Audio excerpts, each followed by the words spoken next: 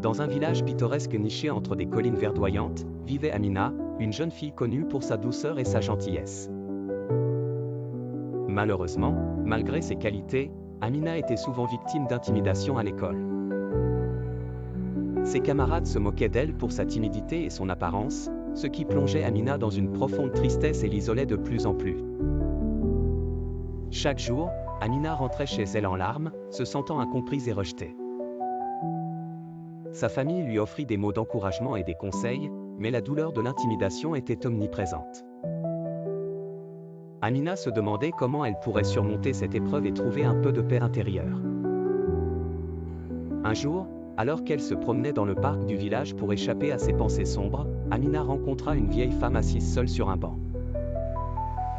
La vieille femme semblait abattue, perdue dans ses pensées. Malgré sa propre tristesse, Amina ressentit une profonde compassion pour cette femme et s'approcha d'elle. Elle entama une conversation et, en écoutant attentivement, elle offrit à la vieille femme une présence réconfortante. La vieille femme, qui se nommait Nana Amina, partagea avec Amina des histoires de sa jeunesse marquée par l'intimidation et le jugement. Elle expliqua comment, malgré sa souffrance, elle avait trouvé du réconfort en offrant des actes de bienveillance aux autres.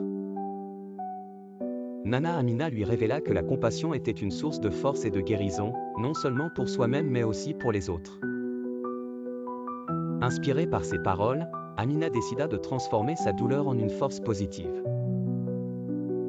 Elle commença à montrer de la compassion même envers ceux qui l'avaient intimidée. Elle aidait ses camarades avec leurs devoirs, les encourageait dans leurs moments de doute, et leur offrait des mots réconfortants.